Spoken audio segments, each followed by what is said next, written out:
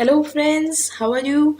Now we present before you the second chapter of organizational behavior. This is our second lesson in this series, and hopefully, you have watched the first lesson. And now, let's quickly revise what we learned in the earlier video. We learned about what is organization, we learned as organization as a system, as a process, as a structure. After that, we learned about organizational behavior. What exactly is organizational behavior?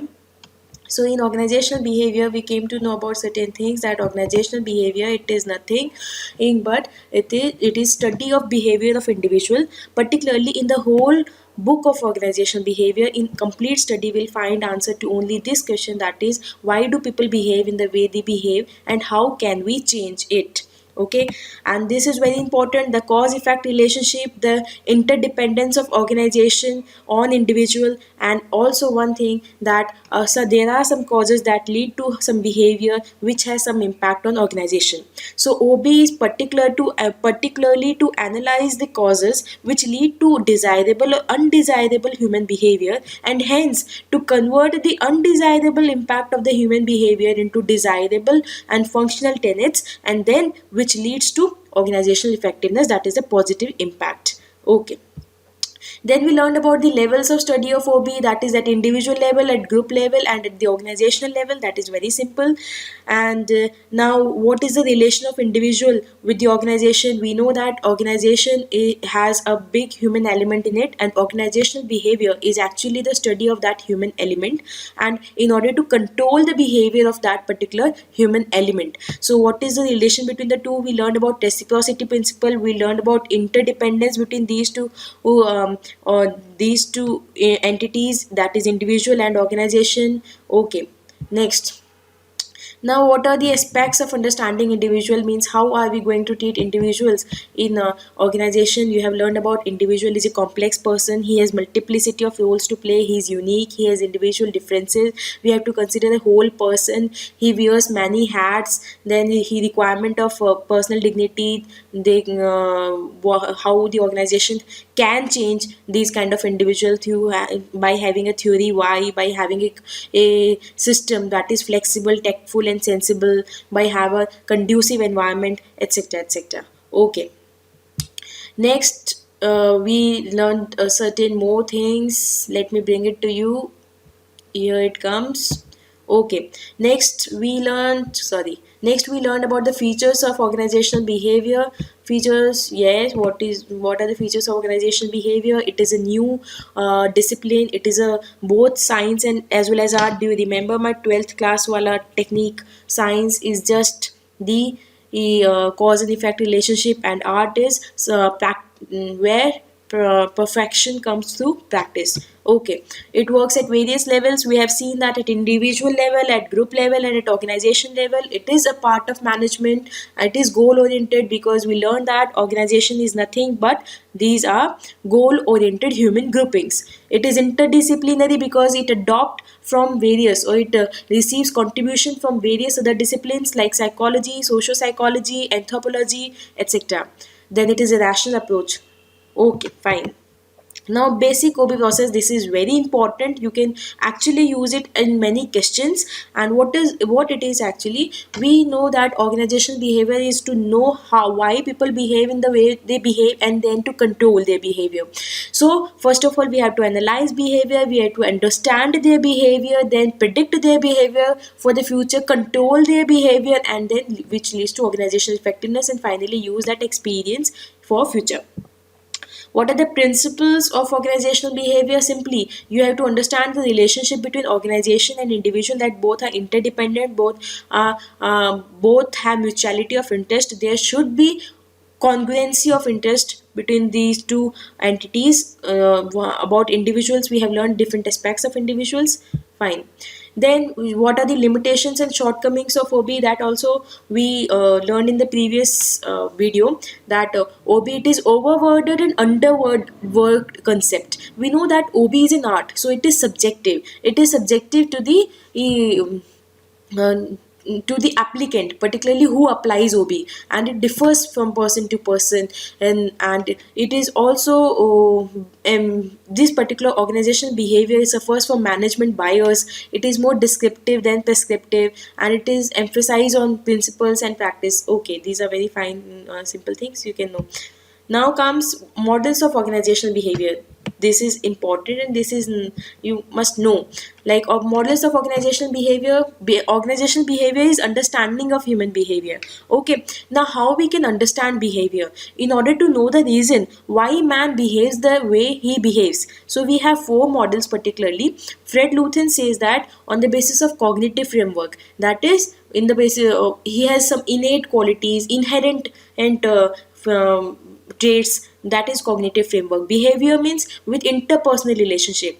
Friends, you can actually take out the meaning of particular concept or particular title from its title itself. Like for example, if it is behaviorist framework, you can make out like with behavior, like a person develops his or a person accepts or acquires some traits, or he develops a personality, or he actually behaves in a particular manner basis of in on the basis of how he is behaved with, how people behave with him, whether he has suffered from unjust behavior or something. So that is behaviorist framework. Social cognitive framework from the environment, in the environment in which he develops, society, conditions, etc.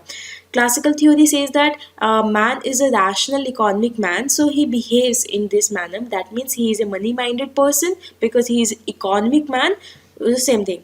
Neoclassical people stresses on the human element. That means the social need of human beings. Social, so there are certain models like social man model, organizational man model, and self-actualizing man model. Complex man model, it is a contingency model. That means it stresses on the situation. So it is on situational basis. Next comes SOBC model. This is very important. It is nice to learn. Matlab, I like it.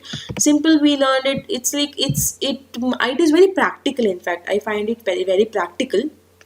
SOBC is making sense of human behavior. It is like behavior. It says that behavior is a function of personality as well as the environment.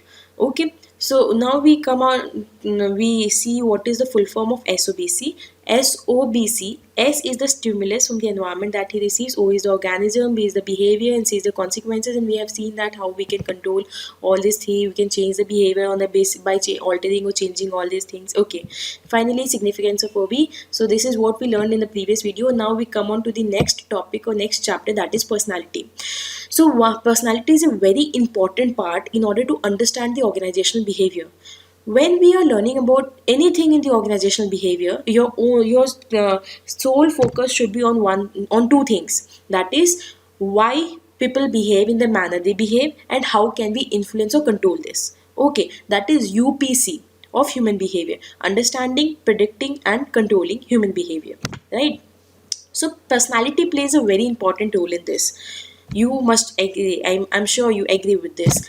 Now, what is personality? This particular word, when you talk about this word comes from a Latin word, that is persona, which means mask. Very simple details.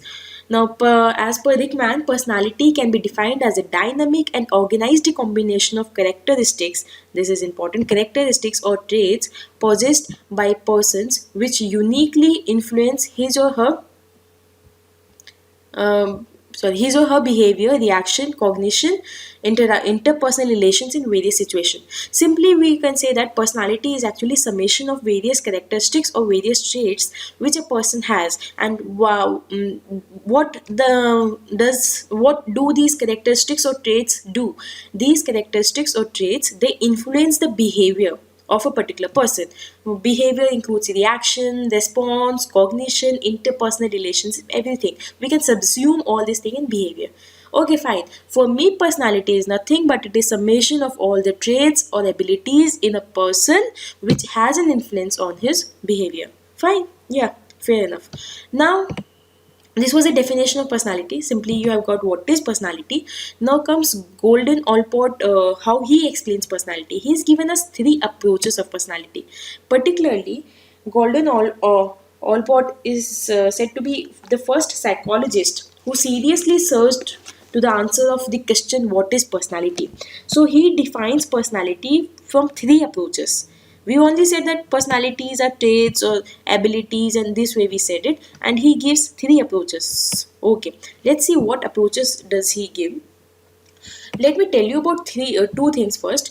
Traits. I have we have yeah, we are talking about traits here, and other thing is influence. Let it traits means those which are inherent. Now, anything that a person is born with, those traits, those abilities, is those characteristics. Influences is what is acquired from the environment. Okay, now move on. Now let's consider these one by one. Traits approach. What is traits approach?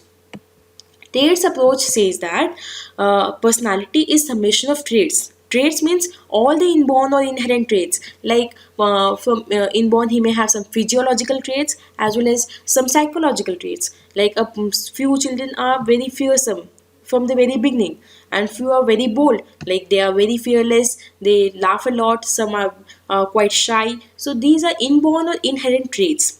So he says one approach is that we consider personality as summation of inborn traits. Second is, although let me tell you one thing, traits include, in common parlance, traits are everything, like or whether inherent or inborn, as well as this acquired. But for the purpose of Gordon Allport approaches, we treat trait as only inborn or inherent abilities, and influences are those traits which are acquired. Okay, fine. So second approach is an all-inclusive approach or omnibus approach. Now, in the second approach, he says that personality is summation of traits as well as influences. Fine. Personality is summation of not only the traits which has been inherited by the person, but also the influences that is acquired by him from the environment. What does environment here mean? Family, his immediate family, society in his where he reside, and the culture. Okay. Culture includes everything like environment. We're talking about the whole environment. All these three things can be covered in the environment. Fine. Now this is something different. This is like hierarchical approach. Hierarchical approach means in this approach, earlier we were actually considering personality from the point of view of traits, like whether inborn, whether acquired, etc. But now he is going inner. He is going internally on the concept of personality. Means when I talk about a person's personality, then I have three things. One is persona. That means the thing that is visible to me from outside. Persona that is visible to others, visible to all. Inner persona, that is something that a person has in himself and he knows that about it, but others do not know, or maybe his immediate friends know about it, just that much. Other is unknown persona. There are also certain traits, certain feelings, certain emotions, and something that people themselves are unknown. No, sorry, people themselves don't know. That is known as unknown persona. Okay, so personality which is known and shown to the world is persona, and inner persona is means private self. That means his internal identity. And then unconscious level or unknown person or unconscious level is the dimension of this level of personality remain unconscious, that is unexplained part. So it may be distinct from the persona as well as inner persona.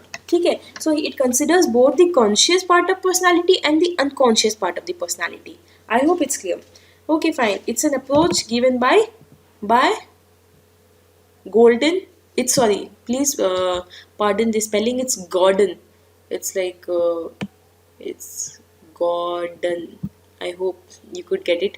It's not L, it's R. Gordon Allport. Okay. Okay.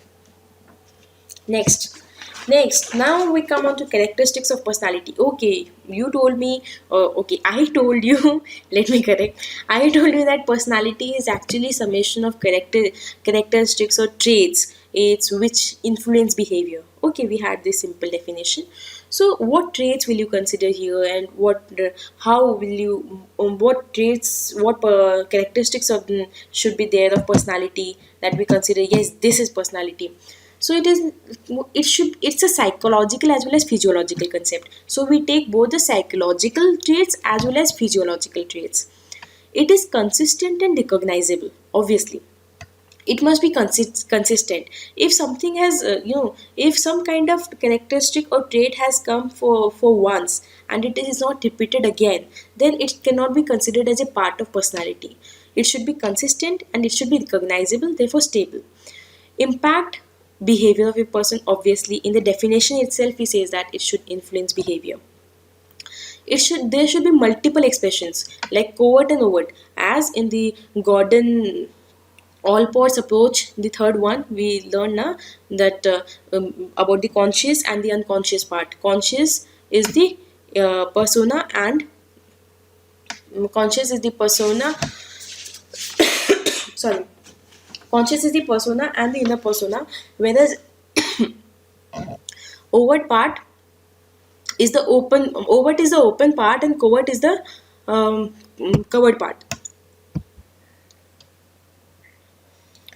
Study of personality, how a personality is studied. So there are two major ways to study personality. It's like Gordon Allport, again sorry about the spelling. Gordon Allport in 1930 gave two major ways to study personality. One was nomethetic, another was ideographic. Nomethetic approach is like we take up a trait, like for example punctuality, and then we see the who all persons have this trait. That means we are moving from trait to persons. You take up a trait and then you find out who all persons have this kind of trait, or you judge people on the basis of the trait. Now, what is ideographic is you take the person and then you identify what all traits he have, what all features he have, what all characteristics he have, what all abilities he have.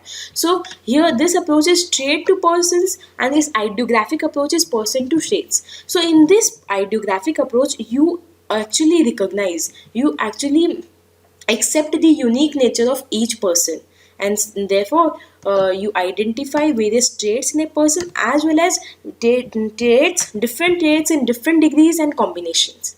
Like there may be a situation that two persons have possess same traits, but those traits may be in different degrees. Okay, and there can be a situation where a person may have one common trait, but then they can also have different combination of traits, like with that common trait they have different other traits. So this is very simple, this is not very conceptual, this is very simple. Like we have two ways to study in theories, particularly when we'll study the theories of personality, we'll come across these theory in the nomethetic way of personality theory and ideographic approach to it. Okay, we'll see there. Okay, now comes the big five dimensions of personality by Louis Goldberg. So I remember these five dimensions. This is ocean. With ocean, I can relate iceberg. Iceberg is quite common in oceans, or it is found in oceans. So with iceberg, I can see it is Goldberg. So Goldberg has given us ocean. Ocean is five dimensions of personality. This is a very simple. Even it is covered in the theories of personality.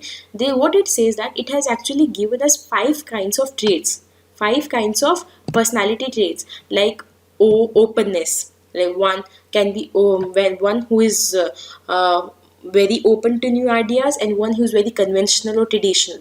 C is conscientious. Again, sorry about the spelling. The right spelling is conscientious. Conscientiousness. Okay, very long one. Okay, one may be conscientious or one may not be so. Conscientious are those people who are very planned, who are very organized, who actually plan beforehand, who are very programmed, and on the opposite of them are very spontaneous people who actually take immediate action, instinctive people. So they are so this is one kind of trait. Other is extrovert extrovert or introvert people, like those who talk a lot, who are expressive, etc. Agreeableness means those people who can be easily convinced, who are cooperative, They can be they listen to others views and ideas, they have regards for others, and they can change their views and ideas, and they can cooperate with others. So those are agreeable person. Those who are not, they have suspicious attitude, they are rigid, they do not change their opinion. And then comes neurotic. Neurotic people. Who are neurotic people? Neurotic people are people who are worried all the time. They worry for unnecessary things. They are very emotionally unstable. They are anxiety, they suffer from anxiety and insecurity, etc. So these are five traits, and on the basis of these five traits, we determine personality. You can say these are five dimensions of personality. That means a personality consists of these five traits, and we actually, whenever we take a person and we try to find out what all traits he has. Is he open? Is he conscientious? Is he introvert? Is he agreeable or suspicious? Or he is happy-go-lucky, or he is neurotic? This way we identify people. So it's a kind of framing a personality of a person, understanding personality of a person. Okay, these dimensions are defined on percentage basis in individual, also can change according to environmental influences. Right now in this era, anything can change on the basis of environmental influences. Guys, there is no such thing like closed system. Even the closed system is also has some environmental influences. We'll study about this on organizational theory about open and closed system, because no closed system are no system in this today's era. Okay. Now, five determinants of personality. Okay, now earlier we what we did in the previous one, we did about the five dimensions of personality. Dimensions means what constitute personality.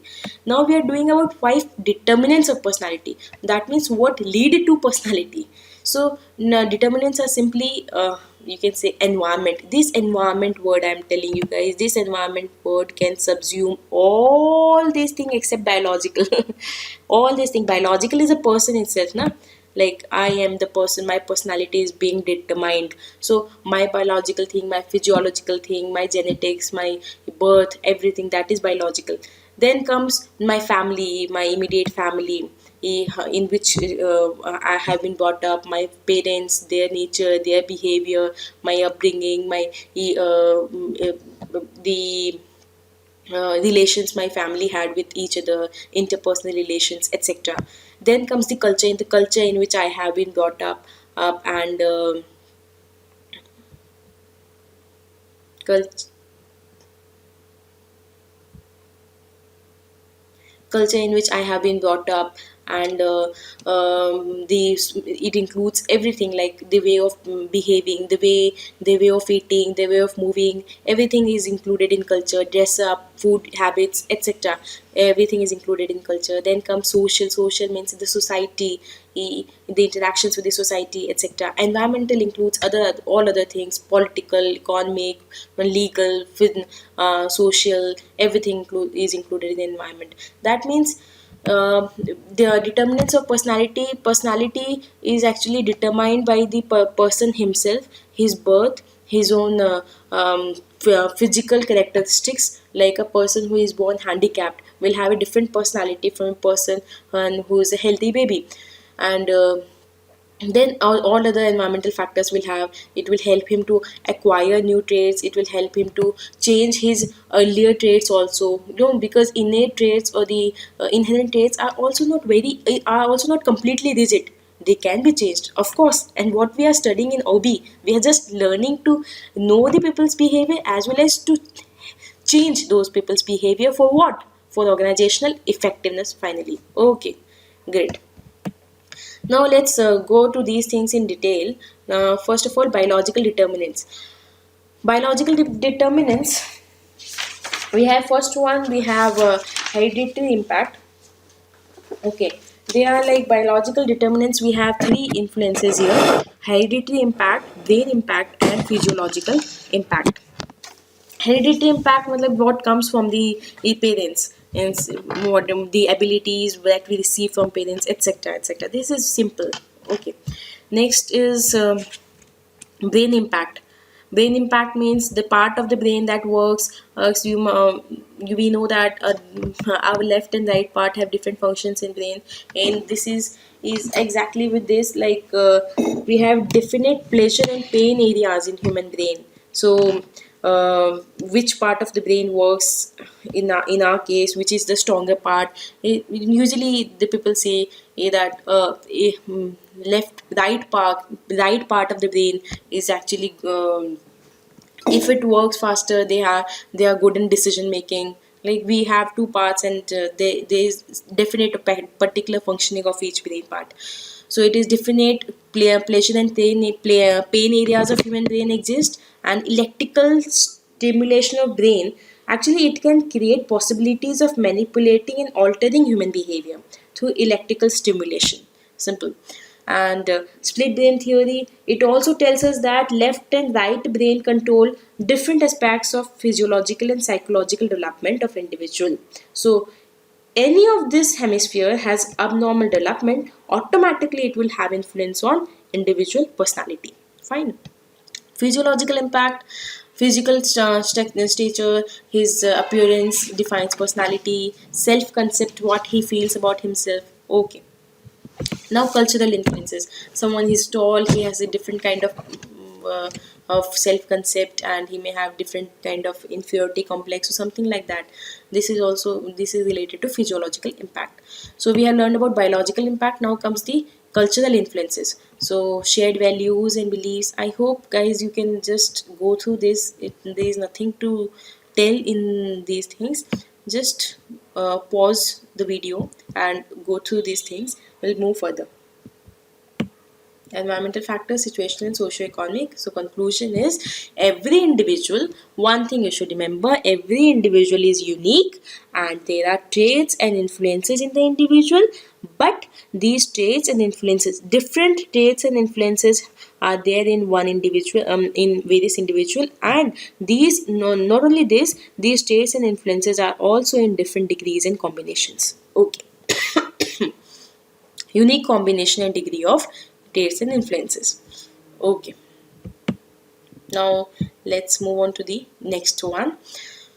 Now this is what we are going to do today. This is the theories of personality. This is what we will be covering today. Maybe I think one more video will be required. This is what is all required in the personality chapter completely. We'll do various personality theories, and these are very simple theories. I am sure you're going to love it. Like we have MBTI theory, Myers and Berg's theory, immaturity, maturity, Chris Agres theory, Holland's theory, Allport and Ocean. You know, the Ocean was given by whom? Goldberg. Obviously, it's written. Alfred Adler, Sigmund Freud, Eric Erikson, John Watson, B.F. Skinner, Abraham Maslow, all these things. Okay. So first of all, let me tell you how this classification is being done. We know that in a particular concept, various thinkers give their opinion, but they actually have various school of thought. So on the basis of that, we can categorize these thinkers. In this case also, we have grouped these thinkers in different categories, like 5 categories. And what this is, let's talk about this. Let me first explain you these type theories, trait theories, psychoanalytical theory, behavior theory, and self theory. So let us just take the first word of it and find out the meaning. I think this is the best way of remembering anything. Just take that particular word and then relate, or just take out the meaning of the concept from the word itself. So when I say type theories, what this type is? Type is the psychology personality type. Type here is PT, personality type. What we do in these theories is that we actually have a type. Your type, my type, not that. It's a type, personality type. It is, this type is actually a cluster of some personality traits. So we say that suppose we have made a cluster of personality traits on the basis of certain few personalities, like common traits, and that particular we have a type 1, type 2, type 3, and type 4. And on the basis, we'll see the individuals, and we'll divide them on the basis of their particular type. This is type theories. Type theories means we have a category of some few personality traits, and on the basis of which we analyze people and people's behavior. This is type theories. Now trait theories. What trait theories are there? Trait theories are theories in which traits of an individual are enumerated. Traits of particular individual are enumerated. See, type theories, in type theories we have a fixed type. It is a fixed constant. Okay, so this we have formed a particular category, and in this fixed or rigid category we try to fix individuals. So it overlooks the uniqueness of each individual. They may have different degrees and combinations of traits, like, right. So in trait theory, that particular uniqueness has been considered, and therefore we go from person to trait. So this in trait theories, we find in each person we try to find out the traits available. Okay, so can you relate it to someone? Think something that we have done in previous slides or previous pages. Yes, guys, if you can relate it, type theories is something that is related to approaches. We learned about approaches to study personality. We learned about approaches to study personality, and in that approaches we learned about two approaches. One was person trait to person, and other was person to trait, right? Gordon Allport gave us that study, if you can remember. It's like for type theories is like we are going from trait to person. Trait, particularly we are taking a category of trait to person, so it is more of a mnemothetic.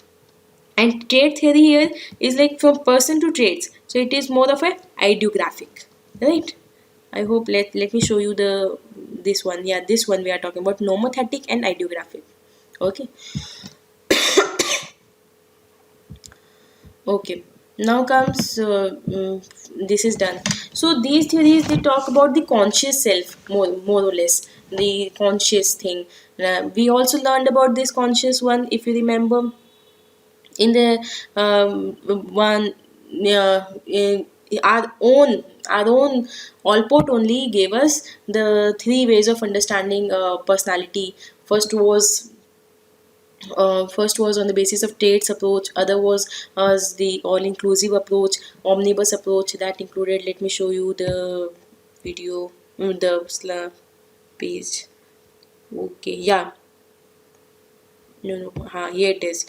Like Gordon Allport gave us this trait approach, and then all-inclusive and hierarchical approach. So persona, inner persona, and unknown persona. So persona and inner persona are conscious, and unknown persona is unconscious, right? So when I'm talking about the theories, the type of theories or theories of personality, then here we are talking about type of particular personality, and we fix individual or fit the individual in it. In trait theories, we take out we find out the traits that an individual possesses, and but these only consider the conscious self. So for the unconscious self, we have psychoanalytical theory. They also talk about the unconscious self in the human beings. Behavioral theories take the environment aspect or the contingency aspect. They say that because of some stimulus provided by the environment, a particular person react in a particular manner, and that the way he reacts can be changed on the basis of the consequences. Like we'll study it in detail. They particularly behavioral theories, they talk about environment, they talk about consequences, and changing the consequences will lead to change in behavior. That is what they just talk about, changing the behavior of individual, and this is what we learn in these theories. Self theories is actually humanistic theories, and these theories mainly are concerned with the self concept, like self image of the person, how the person consider himself. So if we talk more about, we do not take environment into consideration Here we just talk about the inner self of the person, that how he consider himself, what point, why he behaves the way he behaves because of himself, and what inner things compel him to do certain things, like this we'll see in this. Okay, fine. So you understood what were type theories, trait theories, psychoanalytical theories, behavioral theories, and self theories. Now let's start with the type theories. Type theories, like first comes Myers and Briggs type theories. देखो, in type theories, let's do the definition. Clear identifiable categories, early perspective of personalities, saying limited types of personality, each type is collection of subtraits, right? Fixed personality construct. Okay, initial work done by Carl Jung. Carl Jung actually gave just one personality trait, that was extravism, and on the basis of this we have two personality type, extrovert and introvert. Then Myers and Briggs, that is known as Myers and Briggs type indicators, they came up with four traits, and with each four trait, we got eight subtraits. Like when I talk about social interaction, then whether he'll be more interacting, whether he'll be or he will be less interacting. So extrovert and introvert. So he came up with four dimensions and with opposite fixed trait. So see, like he has given four dimensions, and we are talking about Myers and Briggs type indicators, where he has actually given four dimensions of personality. First is social interaction. That means where you focus your attention, whether you interact with people. If you interact with people, if you are open to people, if you are you talk to them a lot, then you are extrovert, otherwise introvert. And this is as per the concept of Carl Jung. Second, preference for data gathering. That means the way you take information. So, do you depend on facts? That means sensory oriented facts. Sensory oriented facts means facts that you can see, you can touch, you can hear, etc. Those sensory oriented conclusive facts, like concrete evidences, or you go for intuitive or inner senses. That means abstract model of reality. Your understanding, your understanding of the situation, that is intuitive. I mean, you do not need anything exact to it. So you may not always go for just the external or the conclusive facts. There may be some people who believe more on their inner senses, their inner abstract model of reality, etc. Third is preference for decision making. That means how you make decisions. Like whether आप दिल की सोचते हैं या आप दिमाग की सोचते हैं. If you are feeling kind of emotional kind of person, so you make decision on the basis of your feelings. If you are very rational person, then it is on the basis of thinking. Fourth, style of decision making. That means how you deal with the world.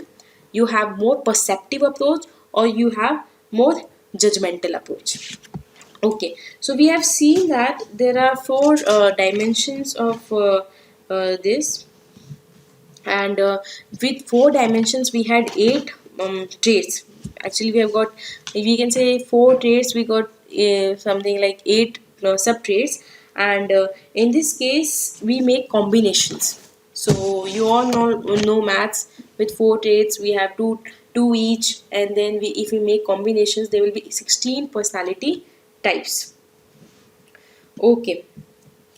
Now, this is a test which is available also on internet. You can just take up the test, and there will be 16 personality type, and they will find out in which of the personality type you fix. Like for example, ISTZ means you are introvert, you are sensing, you are thinking, and you're judgmental. Okay, and this, so in the same way they have made, like extrovert is A, introvert I, sensing S. This is very simple. You can just go through this. Okay, next. So we are done with Myers and Briggs ka type indicator. I hope it is clear to you. This is simply that Myers and Briggs have actually formed 16 personality type, and on the basis of which individuals are identified. And one more, I tell you the practical applicability of this one. It is this, that on the basis of this they identify, like for example, a person who falls in this category is considered to be more rational, is considered to be more investigative. For example, like let's take a person who is introvert and person who is sensing, matlab who depends on facts, a person who takes decision on the basis of facts available, cause and effect relationship. And then J, he is judgmental, he does not divert from the regular path or routine work. So in this person, this person is more like he's more suitable for the job, like police officer, or like investigative job, or kind of thing. So these people, they are less preferable for social jobs, like jobs which require social interactions and etc. And for psychological approach, or you need to interact with people, influence people, etc. So in this way, on the basis of the personality type, they can determine the occupation to which you are more suited, etc. Okay. Now comes the next approach. Next is immaturity and maturity by Chris Agris. Immaturity and maturity. Look guys, we are doing type theories, we are done with MBIT, Myers and Briggs, and now we are moving on to immaturity and maturity. This is also simple. He is actually what he has done. And earlier we had 16 personality type, and he has made a I can't say just two personality type for the ease, for the purpose of making you understand. I can tell you that there are two personality type, although it is on a continuum. It is not like too abstract or too, it is not like too rigid constraints, but it is, this is on a continuum. And for ease of understanding, we can say that there are two personality type, and in each personality type there are around 7 traits. Okay. And he says that personality is not developed on stages, rather it's a continuum. So we move on from immaturity stage to maturity. A child is at the immaturity stage, and he moves on. He strives to achieve the maturity stage is when he reaches to adult stage. But it is not necessary. Even an adult can still remain on the immaturity stage. So it is a continuum where strive to achieve the maturity. Okay, so these are seven things, all the bad things in immaturity and all the good things in maturity. Just go through it. Now, what is the use of it? What is the utility? Why it is required in organizational behavior? See, what Chris Agris says, that he argues that actual culprit is the organization.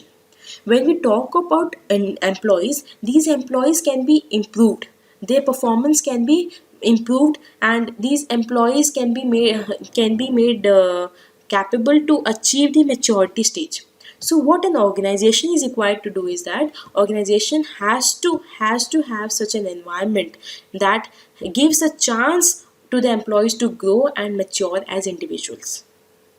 So it must change to provide a work climate in which everyone has a chance to grow and mature as individuals.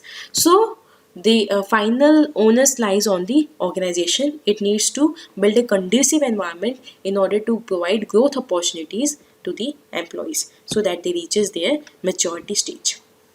Okay.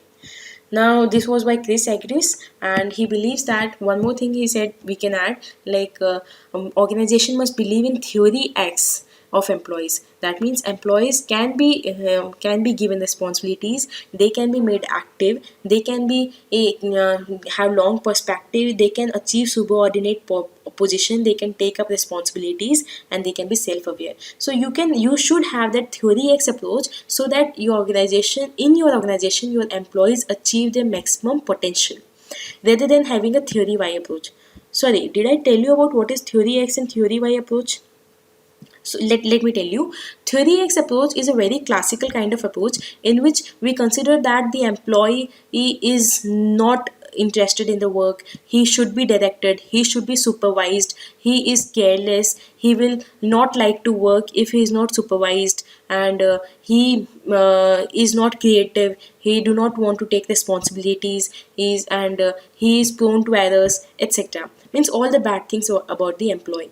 Whereas in theory Y approach, what we believe is that all the employees, they are creative, they are responsible, they are active, they are ready to take up new jobs, they are innovative, and they can take up responsibilities, they have long term perspective, etc. So in theory y approach, we think that our employees can develop and they can contribute a lot to the organization.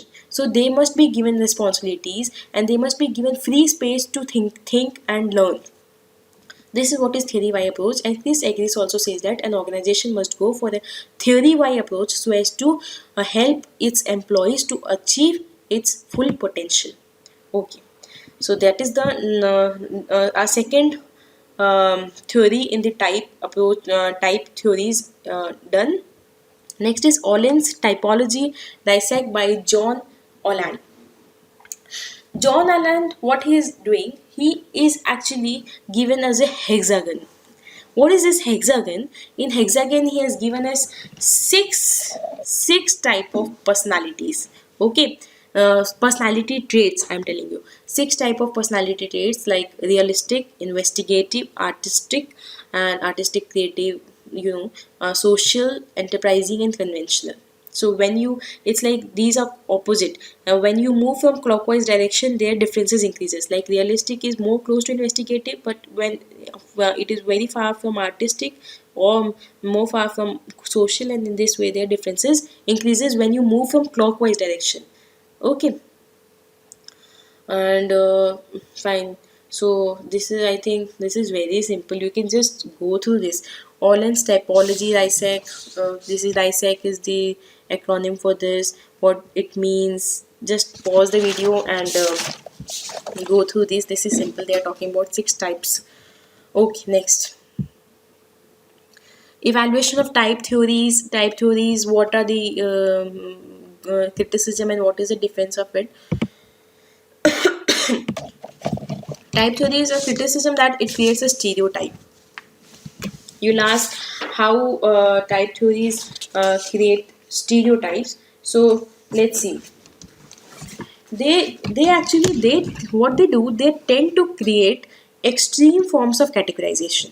Obviously they are like a person whether if he's there is no kind of degrees.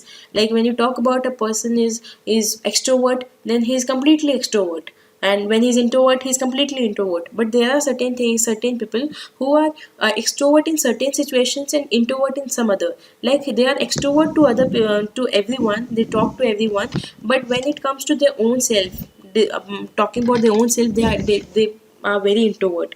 So and even in certain circumstances they turn introvert, and other circumstances they are extrovert. So they are environmental influences, as well as there is different degrees is of traits as well. So they create here strict categorization. And like for example, Orland says that the only six types of personality are there and no other type. And so it is wrong, because other type it is also possible, so it creates a stereotype. Okay, next is more emphasis on occupation or profession. We know that in these theories we have tried, even in MBIT theory, that we also there also we try to find out the occupation on the basis of which personality type that particular person fell into. And so the more the focus is being laid to find out the occupation. So next, it is more theoretical concept. Obviously we can make this out. It is more a theoretical concept that one type of personality have got tremendous amount of success as in another type of occupation. Obviously it is because you can't say that a person who has a particular personality type may not succeed in another profession and or occupation. It has been seen that one type of personality have got tremendous amount of success in another type of occupation as well. So this is not a fixed rule, or we can say thumb rule, that a person with one particular personality type will have be successful in only one type of occupation. And now Now comes defense. This is, it is a very simplistic approach. Everything, where everybody can understand the complex nature of human behavior has been explained in a very comprehensible manner, in a very understandable manner. So, so now for the next problem, they have said one thing in that. It is society which compels to categorize the people on the basis of occupation, where more recognition is given to occupation rather than personality itself. That is why they have done this one. So they have just given the difference of it. So guys, where what is important in this case, let me tell you, what is important is to remember the personality, person, theory. So when I talk about MBIT, what is MBIT? You should remember it is 16 personality type. Then how you actually find out the occupation on the basis of the personality type. When you what is immaturity? Maturity. This is very useful. You can use it at various answers like. How the organization should change what is the responsibility of the organization is to create, and so you can just give a reference of this immaturity and maturity theory that will give uh, good weightage to or the uniqueness to your answer. So you can actually particularly per se personal, and these theories may be asked or may not be asked, but most importantly you have to quote these theories in questions here and there, so that your answers is being supported by conclusive evidence. Okay. Yeah. So I think let's do the other four types rather in the next lecture. See you for the next lesson. I hope you enjoyed the video. Thank you for watching.